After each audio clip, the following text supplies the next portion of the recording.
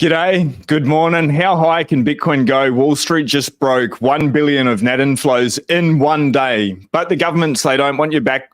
They don't want your Bitcoin. BlackRock does not want your Bitcoin, and any regulation will be met with so much resistance. The government is about to bend their knees so hard. Join us today is Erik V. Stacks, a licensed and regulated cannabis producer, living the high life on the Bitcoin standard. Erik, it is such a pleasure. How are you today, my man? Doing great, man. Doing very, very well. Thanks for having me. It's an honor. We got another new all-time high here in the States. Seems like that's the case around the world. Everywhere, isn't it? Insane. And like the craziest thing, man, nobody's here. Like it's quiet. There's no FOMO. Twitter has not changed. It's the same people. It's the same laser-eyed maxis talking within each other. And Bitcoin's over $100,000 here in Australia. It had $111,000. That's $73,035 at the minute. Like, it's crazy, man. Yeah. People will figure it out in time. You know, it's, what's the saying? You get Bitcoin at the price you deserve it. And so I think we're so incredibly preposterously early. The people who are Bitcoin maximalists have done an immense amount of work. Like Saylor said, you know, he's talked about Warren Buffett or Bill Gates, and he's like, hey, they haven't done any research. You know, do you think that they put in 100 hours to understand this thing? Yeah. No. He goes, obviously not. And so, yeah. It's simply just sorry, man. It's just simply a lack of information and education. Hey, like they've failed to read the books and they're going to eat the bugs. What do you think the resistance is for people just like, because they only need to put in 5 hours to begin with, and that's going to hook them and suck them into the Bitcoin rabbit hole anyway. So what's stopping someone from putting in, just lifting up a bloody book? You know, like it's been around for 15 years. The narrative's shifting so much. It's at all-time highs everywhere around the world, and people still fail to want to understand it. Like, what's going on in their psyche? Is that something to do with the fiat mind system or the mind virus that's going on? And like, why aren't people receptive to the world's greatest money? Well, so a quote from Robert Breedlove comes to mind. He says that Bitcoin is the discovery of incorruptibility. And so, you know, thanks to his work, he did a keynote talking about making versus taking, and essentially due to the physicality of property. For all of known history, the path of least resistance to acquire something from somebody, if you're willing to, is to kill them and take it. And so as we have developed our civilization further out of the Stone Age, what's happened is that the political apparatus and the central banking, the central banks, which developed as a result of the physicality of property, gold. It didn't make sense. You couldn't travel with gold across like Europe or countries because someone will just kill you and take your gold. So someone came up with the technology and an idea to warehouse that gold and issue certificates. But that is corruptible. So for all of history, we've been, since pre-2009, everything that we've ever had has been rather easy to hijack. The sociopaths who don't give a fuck have developed groups or whatever, and they've corrupted things. And so it's an absolutely mind-bending paradigm shift, and people really struggle to wrap their mind around the fact that this is an incorruptible protocol, and the path of least resistance to get the most is now to capitulate into the Bitcoin incentives, to that incentive vortex. And so I just think most people think it's too good to be true. They feel like, oh, I missed the boat. It went, you know, from 0 to 70,000. Like, I'm not going to get my Lambos and my big vacations while these Bitcoiners are. And what they're failing to understand is while, as long as Bitcoin is decentralized and secure, as long as it exists in the present format, which I think is very unlikely that it ever changes, because it's inverse human greed for something that's good for everybody. To get the most, you just stack sats. You mine it or you stack sats. It's like Saylor says it's trillions of times more energy to try to attack the network via mining a 51% attack than it is to protect the network because of the nodes that are running. So the basic design of the proof of work and the split of the miners and the nodes makes it so that you have this protocol that punishes you if you try to fuck with it, and it rewards you just do the honest thing. And most people just can't wrap their mind around that. And it is like Sailor says, it's like the discovery of matter in cyberspace. And I get a little metaphysical. I think it's like it's the merging of the physical world with the metaphysical world. 100%, man. Yeah, and so now you got this invisible thing that nobody can take from you. It inverts the incentives. The incentive is now to peace, and very few people can even believe that when you tell them that, let alone like get all laser-eyed. And so I think that's just it's a testament to how early we are. Yeah, I think BlackRock may even have a part in changing that mindset within people. And while they won't, by buying the ETF, fundamentally understand what Bitcoin is, they'll start to understand its number go up technology. And that'll probably lead them to reading the books, you know, and it's that hook in there. And not everyone's going to come over to holding their Bitcoin on the main chain, but it's almost like a gateway drug. Like, totally. you know, you've got a really good take on BlackRock, on the government, on regulation. You don't think, well, I believe you reckon they will try to do it, but that at the end they're going to shift and probably be a net benefit and positive for Bitcoin. What do you think in regards to that? First off, I think that there's a lot of FUD. And so, sorry, that got a little background noise. I have louvers in the front of the greenhouse here that open, and then fans in the back of the greenhouse that exhaust the air out. It's kind of like a giant Bitcoin mining facility. Yeah, that's exactly what I was thinking. Yeah, they produce an enormous amount of heat. So when the temperature hits a certain set point, fans come on, extract air, louvers close. How hot is it? Just quickly. It's 82 degrees and 70% humidity in here right now. It's very jungly. And the plants love it. That's like 80 would be about 20. That's not too hot. Not too hot. No. Yeah. No, it's not that bad. Yeah. But yeah, with the humidity. But that's a pretty nice temperature with that humidity. It's nice. Anyway, sorry to go down a side quest. Yeah. So a lot of people are it's interesting. We want the whole world to adopt the Bitcoin standard. And as soon as Wall Street, the ETFs get approved and BlackRock and other funds come in, everybody shits their pants and is like, oh no, we don't want that. Like, wait a second. Don't you want hyper Bitcoinization? Don't you want Bitcoin to be the world reserve asset and then eventually become the world's money? Well, this is what it takes for that to happen. And so I think that the corruption, or I think the reason people refer to BlackRock or Larry Fink as being evil is because they're simply doing what they need to do to get the most. They manage a fund. They're an asset managing company. They manage the most assets out of any other, hedge fund or company on planet Earth. And the way that you do that in the fiat world is to buy assets and further leverage those assets to get more assets. You're going to buy equities and you're going to buy real estate predominantly. Those have been the store of value because they are being debased at a slower rate than the fiat currency is. And so let's look at this through the lens of a sociopath who doesn't give a fuck, who will do a bunch of evil stuff. If someone is willing to do, I'll read this off. I reposted this earlier to somebody. If someone is capable of doing evil to get the most, they are likely to do anything to get the most, including things that are not evil. And so in order to, it's an energy in, energy out world. So as far as exerting energy, you want to exert as little energy as you can to get the most in return.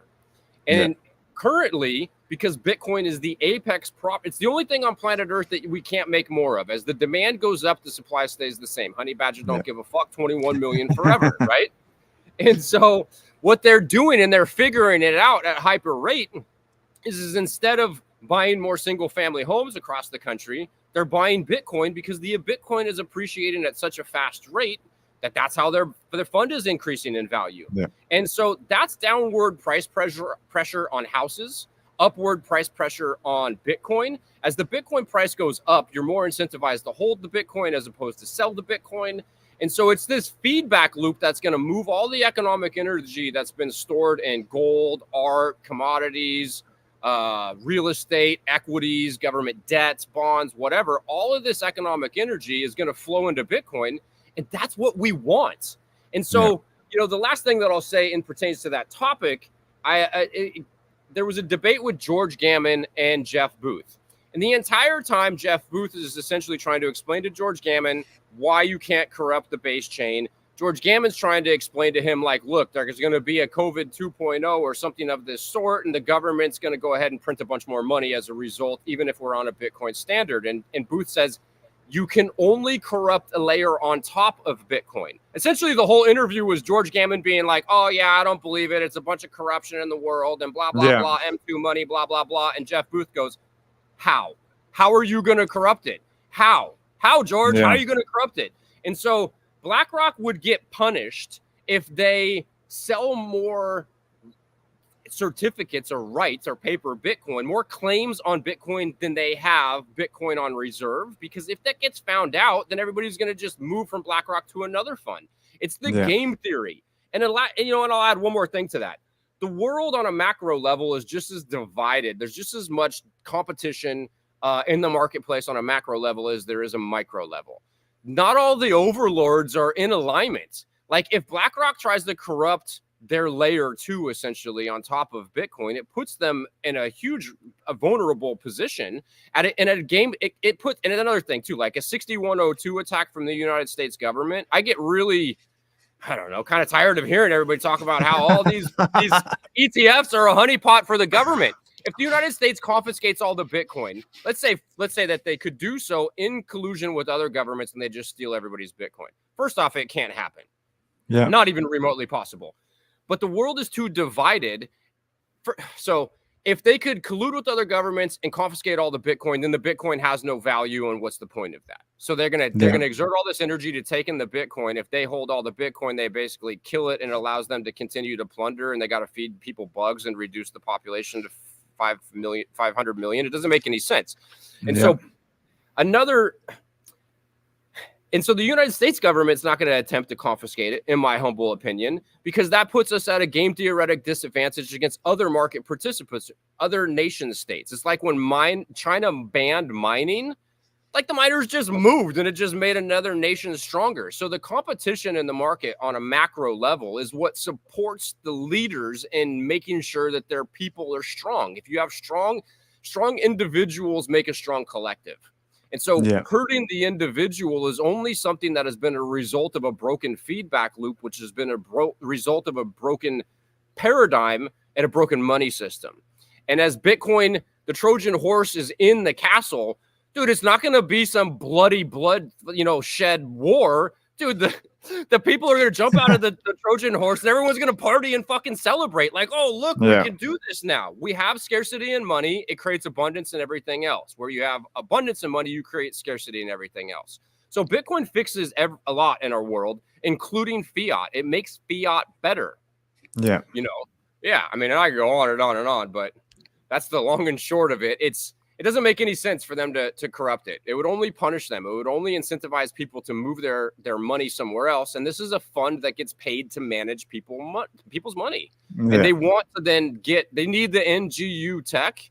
And as demand goes up for real estate, we just build more houses. Like the existence of Dubai is dilutive of Miami. If you decided, hey, I want to go and buy a $40 million flat in Miami, but you know what? I don't want to spend $40 million. And a bunch of other people are like, there's too much upward price pressure and competition on there. Someone will figure out like, hey, we'll just build another Dubai. Like there's a lot of land. There's a lot of room. There's a lot of resources. We barely tapped into any of it. And as people sell off all of this physical stuff that people need, the price is going to go down. The Bitcoin price is going to go up. And as they print more too, that printing flows into Bitcoin. It's like Saylor says, inflation is a vector. As they debase the currency, all of those new monetary units within the system don't flow equally across the marketplace into every sector of the marketplace. So if they start debasing hard and they actually lending against Bitcoin to further back their debasement, and the Bitcoin price goes to multiple millions over a few year period of time, but someone's rent doesn't go up 10x, which would put them on the streets, then that's good for everybody including no coiners who don't hold any Bitcoin. Their lives are getting better as a result of the existence of Bitcoin. The fact BlackRock is buying Bitcoin is making people's lives better. And so I think most people struggle to see that, though, just because everything pre-Bitcoin has been corruptible, co-optable. Yeah. And so it's like this too good to be true kind of concept for people. It's like that meme, you can't change Bitcoin, but Bitcoin changes you. I was thinking about BlackRock last night, and most people that are buying this ETF have economic power in the fiat system. Like, they've got discretionary income. All these people that are putting huge amounts of money, millions and billions of dollars into these funds, are the current politicians, the politically connected, those people that have a lot of say. So BlackRock would be less or disincentivized yet again to do anything silly with it, because they're the people that are controlling currently, So like, by buying Bitcoin will change them. But I think the revolution that would happen would be bloody if BlackRock was to do something, because it's all those people that have the connections, that are sort of running the world. The Jeff Bezos type of people are the people that are buying these ETFs. While I'm still an advocate for self-custody, probably in the short term, I agree with you. Yeah. I still wouldn't be given my fiat for BlackRock to hold in Bitcoin. Like, what are you going to do with it? You're exposed to the number go up. There'll be other things that they build on top there. I was just seeing a couple of the comments here. Elaine, Erik is so good at breaking it down and explain Bitcoiners to Bitcoin is going to smoke all that ganja. Man, they look like some super healthy plants, hey. How old are they? So these plants from clone, we take cuttings off a plant stock. So every plant in the facility is genetically identical. It's essentially 1,040 plants that are operating essentially all as one plant. So it's like this one big like hive mind, this connected grid in there? Yeah. Man. And we take a rooted cutting, veg it for 14 days, run it on 18 hours of light, 6 hours of dark, which emulates springtime. And so they grow in what's referred to as a vegetative state. And then when we induce flower, we drop the photo period to 12 hours of light and 12 hours of dark. And today we're on day 13 of flower. So they'll still grow like 2 more feet. Over the next 10 days. It's actually quite explosive, the first 3 weeks of flower. Wow. And then the preceding, 6 weeks, they grow nothing but bud and bud set, flower, whatever. Man, that's so cool. How long's the whole cycle? The whole cycle is like 11 weeks. 2 weeks to clone, 2 weeks to veg, and 9 weeks to flower. Well, no, that's more than that. That's 14. Excuse me. Yeah, 14 weeks. Yeah. That's pretty quick, though. Like, for the heights they grow and what they bear, that's pretty amazing, in that quantity. That's why people call it weed. They call it weed. It grows quite fast. It makes sense.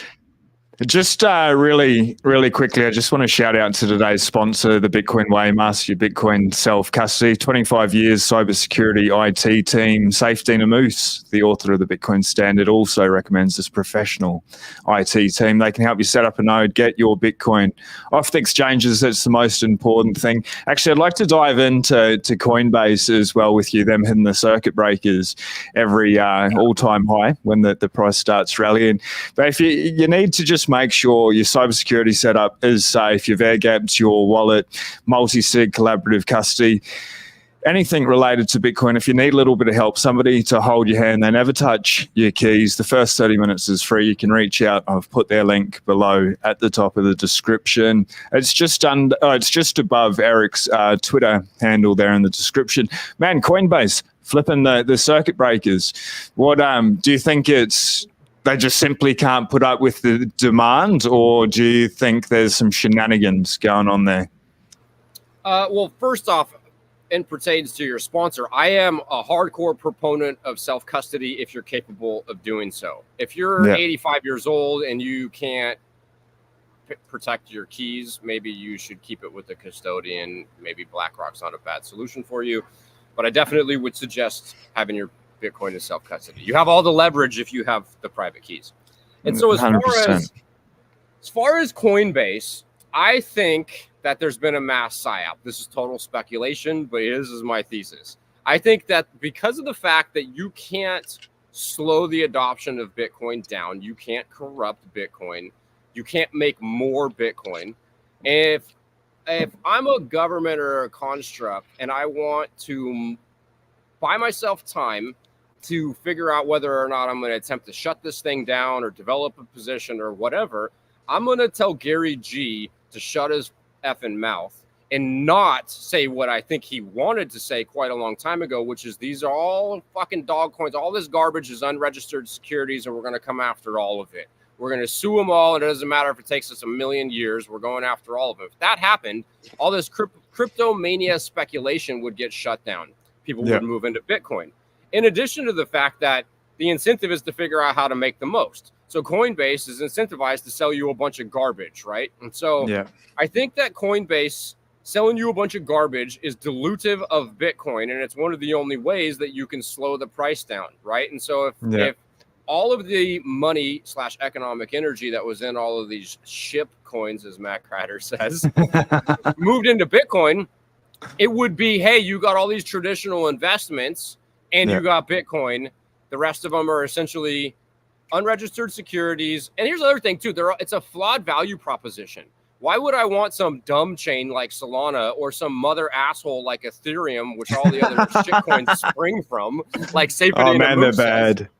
Yeah, if I could build that or have that built on top of the hardest substance in the known universe, right? So the whole idea is a flawed idea to begin with. That, and on top of it, all of these dummies buying ship coins, the whole thing is they're looking for 1,000x. So once it pumps to 1,000x, they could sell it and go buy Lambos and go to strip clubs or yachts or whatever they're going to do, which then pulls the price back down. So it's a trade. At best, you get a pump and you have to move out of it. And Bitcoin is a trade forever. It's not even a trade. It's an exit. It's the apex asset. It's the only thing that we won't make more of. You won't make more of it as the demand goes up. So it'll appreciate at a faster rate on average forever. And so I think that Coinbase is colluding. I think my speculation is Coinbase is colluding with other powerful entities, and they're trying to suppress the price by selling shitcoins and hitting the circuit breaker. And that does temporarily dilute this thing, but I think it just slows down the inevitable. And so as much as that's a little bit of a disappointment, if anybody is if you're a Bitcoin maximalist and you're a productive market participant and you spin off a surplus, you should be grateful that they're fucking with the thing and you get cheaper sats. I was just going to say, man, it's almost a gift, and they don't realize, like, people here may not realize how much of a gift this is. Because like you can keep diving and diving deeper into Bitcoin, but the deeper you dive into Bitcoin and try to talk yourself out to it, I think the more optimistic, the more bullish, the higher the price target, because it's everything divided by 21 million. Like, there's no other option given enough time. So the Bitcoin price is infinite when you're measuring it in fiat dollars. How long does that take? 5, 10, 15, 20 years? Like, anyone on a Bitcoin standard now, their life exponentially increases straight away anyway. So like, it's happening on a micro level with us individuals, but on a macro level, like, it's starting to happen more and more and more. Like, I was at the printers yesterday and the lady's like, oh, is Bitcoin still around? I thought it was dead. I said, oh yeah, it just broke $111,000 in Australia. It's an all-time high.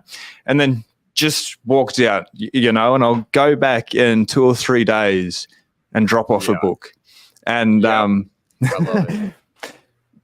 And people like, oh, it's so high, but the market cap's only 1.48 trillion. We've flipped silver. We're coming for gold. Like, we're going to pass Amazon, Google, nearly everyone else this cycle, and it's only 15 years old. Like, it's so crazy. And I think I don't know, BlackRock or the institutions, they're going to have a big part to play in getting people to see the market cap of the Satoshis or just the stock price instead of what the actual Bitcoin price is, so they don't have their unit bias. What are you most excited about? Like, we're at 73,000. We're at new all-time highs. And last time, the FOMO in the market, like, I'm just positively bullish. You're positively bullish. But what are you excited about this year coming up? We've got the halving, elections, money printing, interest rates potentially dropping. Anything else? Yeah, first off, I've realized I have noise canceling headphones. This live stream was playing on my iPhone, so sorry if there was a echo in the background. No, I didn't hear it. I'm not a professional live streamer. I'm a Bitcoin maximalist cannabis farmer. So just on that, just really quickly, for everyone watching, if you have not followed Erik on X, you need to go through and watch videos or under media and watch all his videos. Man, like, I went through yesterday and I listened to nearly every video of yours, and I'd already listened to every video of yours. And then I was like, went on your podcast with Bram, that rip that you two had, and you just dove so deep. Like, ladies and gentlemen, follow Erik, listen to his content. It's absolutely epic. If you haven't already done it, like, actually FOMO it. You've been missing out and soak it in. Anyway, man, back to you. What are you bullish on? Yeah. Well, first off, I don't really talk about the price. I talk about more of the philosophical long-term implications of Bitcoin. And it's one of the reasons I needed to start making videos is it expands my conversational reach. I yell at the same 15 people all day long about how the world is the world. And so, more deep, abstract concepts related to Bitcoin, but very, very pertinent. So the thing that I'm the most excited about currently, I mean, the price is always cool. It's the most important thing, but the least interesting and the least important thing kind of at the same time. The basic fundamentals where you have this truly scarce and viable protocol, this metaphysical property, the way that I look at it. It's the first thing that's informational that if I send it to you or give it to you, I don't maintain a copy. Satoshi Solid. Which is crazy, hey, once you wrap your head around it. It's like, whoa. Dude, 100,000 years ago, I say, hey, go down there. There's a bunch of fish or a woolly mammoth that you heard that you can go and hunt. I have that information. You have that information. I send you a JPEG or an email or a text message. I got a copy. You got a copy. So everything that's been invisible or informational or digital that someone gives to another person, there's now that double spend problem. But I send you Bitcoin. It leaves my possession and it goes into your possession. And that's quite a special thing. But yeah, the thing that's really so exciting. So we got the halving, you got, demand is going up as the supply is going down. Those fundamentals, equate to a huge price increase, and that's fantastic. But I live in California, and as Saylor would put it, it's a bunch of well-intentioned politicians with too many rules, too many regs, and too many taxes. And as a result, I'm watching the society be debased almost at a faster rate in which the dollar is debased. People don't give a fuck. Their time preferences is through the roof. They treat everything shittily because nobody owns anything. There's graffiti. There's purple-haired, bearded men that are dressed like women. There's people living on the streets everywhere. Our culture is eroding at a very hyper rate, and that's really disappointing. And so the thing that I am the most excited about, I would say this year, is the change in the accounting rules for corporations. Because the way that Bitcoin has been accounted for, it's essentially a ratchet down function. You buy it, you put it on your balance sheet. It means that if you're a corporation, you're a publicly traded company, that you have to go through this brutal process of disclosing to all your shareholders, you're changing your fundamental business strategy. And buying Bitcoin, people are scared of Bitcoin. They don't trust Bitcoin. They don't believe it to be true. And so as the Bitcoin price goes up or down, as it trades down, you have to mark it down on your balance sheet. And if you have a loss on your balance sheet, it goes against your P&L. So it hurts the value of the company. It can only really hurt the value of the company. It can't help the value of the company as indefinite intangibles. But now that it's going to get fair accounting practices, which is my understanding that Saylor kind of single-handedly pushed the FABSP board over I'm sure he did. I think there's a bit of an incentive there to make the world a better place.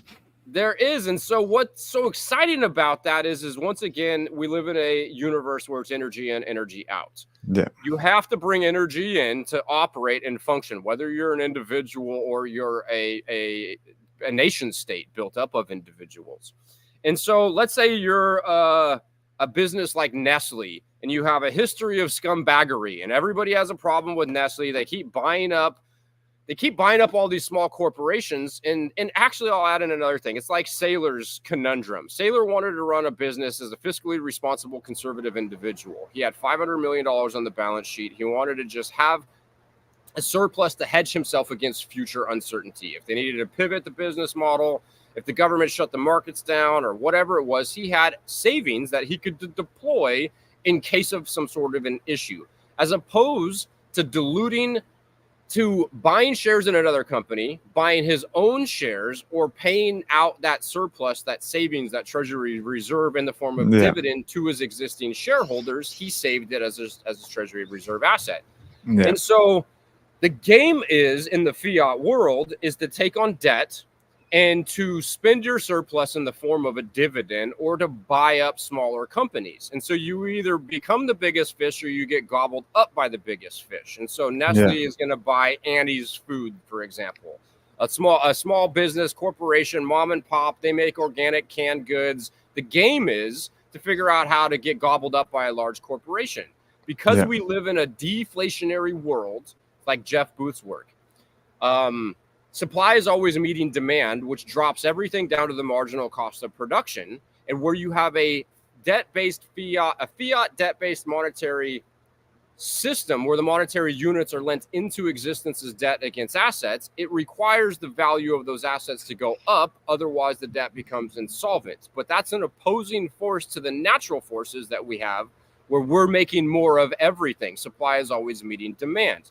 Where you have a large margin, that means that the marketplace is bidding up whatever it is that there's a large margin. Let's use cannabis as an example. There was prohibition. So that really stifled the supply, right? Because it was illegal to grow it. Yeah. But people still wanted it. So they were willing to pay more for it because they're bidding the price up. As the price goes up, the economic incentive for entrepreneurs and capital to move into that sector of the market, in this case, the cannabis industry, that incentive goes up. And people then move in, they start producing cannabis, meeting the demand with supply, driving the price down. And so unless you build a regulatory moat around some sector in the marketplace, you have some patent, some monopoly, it's through regulations that these monopolies are put into place, you're running into this deflationary force where your margin is harder to make while your cost of living is going up. So that means that you're incentivized to sell to Nestle if you're Annie's Food. You're incentivized if you're Nestle to buy Annie's Food, go leverage your company's valuation to get more shitty fiat because the financial institutions with fractional reserve lending have to keep lending money into existence. So Nestle is going to borrow money. They're going to buy up the small fish. And they're going to go into like some broke, poor part of the world and drill a well and then sell water back to the village that has no money, that's starving and thirsty, right? Because this is this game of figuring out how to get the most. Well, now come the end of the year, the way to get the most is to stack sats. And so what that's going to do is it's going to put an end to this shitty, unethical behavior. And it's going to incentivize the ethical stacking of the sats. And all of this money moving into Bitcoin is good for everybody, including people who don't own coins. One of the things that drives me crazy that I don't like listening to, and I think it's just clickbait stuff on YouTube from a lot of the Bitcoin influencers, is this, you're going to miss out. Well, hold on. Do we understand as Bitcoin maximalists that Bitcoin appreciates at a faster rate than everything else in the marketplace forever, as long as it exists? So then that means the strategy forever is to make a surplus and buy Bitcoin. So then you don't miss out. You're not missing out. Yeah, would you get 1,000x if you bought it at $100? Is that better than 100,000? Sure. But the best time to plant a tree is yesterday. The second best time is today. The third best time is tomorrow. So I'm excited about the accounting rules because the fact that these companies are going to take their surplus and they're going to put it into Bitcoin, means that the Bitcoin price is going to go up, further incentivizing people to buy Bitcoin and not shares in their company, which is going to eliminate this quintillionaire feedback loop that like Jeff Bezos got to use, for example, where the size of his company goes up, he goes and borrows more shitty fiat, and then he uses that to go and put another warehouse in another area, further putting mom and pops out of business. So it's just the capitulation into the Bitcoin incentive vortex that is going to break up all of this garbage and all of this fiat centralizing and the bifurcation of our society. And and I'll leave it at this. The thing that's so amazing about it is that these companies aren't going to like get some new board of directors who are going to come in. It's a bunch of missionaries that are just going to come in and fix everything and make some epic sacrifice. They can be cutthroat mercenaries who don't give a fuck, who want to get the most, and they're going to stack the sats. What is best for the individual is now best for the collective. Pre-Bitcoin, the individual or the group of individuals who could co-opt, corrupt, hijack were the ones that had an advantage in the market. They had a game theoretic advantage in the marketplace. That's why we're all so broken inside, dude. It's because we know if we're ethical, we're at a disadvantage against the scumbags in the world who don't give a fuck, who are willing to lie, cheat, and steal. Or just lie, cheat, and steal.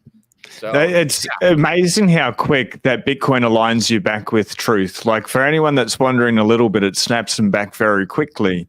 But for anyone that's wondering a lot, it just takes longer to bring them back onto the path because like what we said at the start, you can't change Bitcoin. Bitcoin changes you. And what you're saying about everyone adopting it, like the craziest thing is it's inevitable. It's like I don't see a reality now. Like I think Bitcoin's like hacked the matrix. It's come here and truth always wins. Like maybe not straight away, but eventually truth always wins. And Bitcoin is going to win. It's been such a pleasure, but I've got a couple of questions from the community that I want to ask really quickly. Yeah. And you sort of touched on it, but just like a rapid fire answer. Do you see any malicious, harmful scenarios playing out by BlackRock either intentionally or unintentionally? No, I don't. And the reason that I don't, and mind you, when I first discovered Bitcoin in 2017, I had, and up until more recently, I had to really grapple with and go through the whole idea of like, this thing is a threat to the existing powers that have a disproportionate advantage over everybody else because they get to debase, they're the quintillionaires, whatever, right? Yeah. But more recently, I mean, it's maybe one of the things I've thought about the most. I think that it goes back to what I said earlier. If you're a person or a group of peoples who are willing to do anything to get the most, now you don't have to plunder to get the most. It doesn't even make sense. So they have to not do the ethical thing because they have a history of doing unethical stuff. Like it's easier to do an ethical thing to get the 100%. Most. And let's think about too. If BlackRock is the largest asset manager in the world, that means they're not dummies, right? They're not stupid. They know how to make money. And anybody who's thought about Bitcoin long enough and hard enough knows the way that to get the most is to either mine it or buy it, right? And you can't make more of it. And so if they are capable, they have a history of being the winners, they're going to continue to be the winners and continue to stack sats is what I think. And so I do understand the premise for why people are bothered, perturbed, concerned, whatever. But just think more about it. That's what I would suggest. And then also hodl it on the main chain, put it into self-custody, and then now move forward. Then let's take a play out of Jeff Booth's playbook. If you spend your time focused and yelling on the old world, the clown world, you're just strengthening it. Spend all your time in the new world. Focus on the new world. Like it exists. Like I am not delusional. I'm aware of all the atrocities taking place in the world, but I don't spend my time focused on all of that. I don't watch a bunch of fear porn all day. Like I know there's problems in the world. Bitcoin is helping to mitigate those problems and change that at hyper rate. And so if you focus on that, you'll feel better. And then also no judgment against people who haven't thought about it long enough, hard enough. Like it doesn't make sense for BlackRock to attempt to corrupt their layer 2, because the likelihood that they get punished as a result of free markets, like other ETFs and other parts of the world, or the other 10 companies that have an ETF license, they then have an advantage if they're honest, isn't it? I forget which one of them. One of them posted their address. They're like, yo, here's our address. You could check how many coins we got. Let's just talk about that for a minute. This is my claim to fame. So I had Matt Hogan, the CIO of Bitwise, on the show. That's a super awesome conversation. And I hit him with a couple of hard questions and asked, are you going to post it? And pushed him a couple of times. So that they did it, and then they tweeted and they said, Sean called it first. I'm like, yes, win. But nice. Man, well, they did all the work, I just asked them first, but they're actually pretty cool, especially Matt. Like, I had a really good conversation. They understand Bitcoin, and I have no doubt if we get S-Coin ETFs, they'll do that as well. But as far as they go, like, they're doing the right thing. They're posting it. They're donating to the developers and stuff. Like, they actually care about Bitcoin.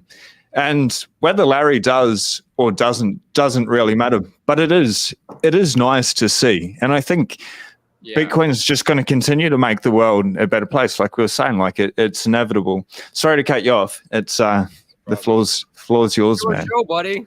It's, man, I'm so excited to have you on. I wish we had a little bit longer, but the sun comes up, and before it gets too high, like, I only look at it for the first 15 minutes. I don't know if you look at the sun, but after that first 15 minutes, I don't know, it's too bright for me. But my day doesn't work out right if I don't have that window. And I don't know. Have you ever looked straight into the sun, man, like early in the morning for like an extended period? Yeah, only in the early morning or at the end of the day. Yeah. And it is, I don't know, it feels good. There's something about it. Really like, good. It lights up our soul, Yeah. Well, everything's just energy, man. Like, Bitcoin's just energy. That's what's so remarkable about it. And the sun's pure energy, so is water. And getting it. And ladies and gentlemen, I'm not a doctor. This is probably so irresponsible talking about it, but I've been doing this for like years and years and years. And it's amazing. Like, I don't know. It's incredibly amazing. I'd recommend people study it. Study Bitcoin. Do it or do not. Like, that doesn't matter, but at least find out. Anyway, Erik, we'll send people to your ex. I'd love to get you back on any day of the week. It's been absolute pleasure. And Just final thoughts, like $1 billion in a day. We're at $73,400. The price doesn't mean a lot, but it also means everything, because it's what brings people in here in the first place. So without the price, no one's coming here, and there's no incentive. But what are you most positive about short term in regards to just where we are? Like the price, $1 billion in one day, like $500 million, like day after day after day. We're not at the halving. Nobody's talking about it. But the world seems to be getting better, even if everyone doesn't feel it yet because of Bitcoin. Yeah, I think that it's waking people up and giving them a reason. It's bringing attention to Bitcoin. It's giving people a reason to think more about Bitcoin. And that, people are selling down their real estate portfolios to buy Bitcoin. Like, we all know somebody who owns multiple houses. The second and third order effect of owning multiple houses is unethical. So do we shit on them? Do you go to your rich uncle who's got $10 million worth of real estate and say, hey, you're a scumbag like Larry Fink is? He's just doing what made sense to do, right? But that's that feedback loop where you can borrow against the equity because you own the houses. You get to rent it to people who can't afford the houses. You get to go buy more houses. It means that you can bid up the price. They'll never be able to buy a house or compete unless they figure out how to make enough money. So it is this unethical thing. And so as the price blasts up, it's giving more attention to this thing and more of a reason for people to understand. And I think this is just the beginning. Like, I have a feeling we're going to see a Joe Rogan episode with Sailor. Dude, imagine for sure, that thing. Man. Dude. Oh, man. And it's coming. Like, there's no way that's not coming. For sure. And so it's really exciting because in some sense, like, this is just the beginning. I feel like we're like the shotgun at the starting line for the races. Like, the gun hasn't even blown off yet. Like, we don't even have corporations in yet. Yeah. Dude, there's like 350 million corporations globally. I could be wrong about the numbers on that, but it's an incredible amount of businesses. It's funny you say that. I think it is like 300 or 355 million or something. I think there was a tweet going around the other day about it. But everyone's coming for Bitcoin, and they don't realize, like, everyone's early, and we're going to continue to be early for the next 15, 20 years, you know? Like, you can't stop Bitcoin. It's going up forever. They're pumping our bags, you know? So, like, look, if Larry and they're incentivized to. Yeah. If Fink and his board of directors try to do something stupid, they'll get wrecked. We've watched everybody who goes against Bitcoin get wrecked. China got wrecked. Gareth is getting wrecked with his shorts. Peter Schiff, he's getting really an wrecked. Epic troll. That guy is an epic troll. Just on Peter Schiff, I'm going to miss the sun. But Peter Schiff is accepting cryptocurrency for his gold. So he may not be buying gold, but he may not be buying crypto Bitcoin, but he's happy to take. I wonder if he's stacking it because he's not buying it, or, you know. Yeah. We come from a world where the person who was willing to be dishonest had a path of least resistance to acquire the most. So I don't give a fuck what that dummy has to say. He's full of shit. He's either completely ignorant and I got no time, it makes my IQ lower, or he's fucking lying and it's whatever. So anyway. Yeah, I think it's a little bit insidious what he's doing. I don't respect him anymore. I used to, but I think he's doing anyway. We won't finish it on Peter Schiff. Yeah. Buy, stack, chill, enjoy Bitcoin. Eric, it's been a pleasure. Hit subscribe if we vibe, and do something nice for some random person. Be blessed. Peace.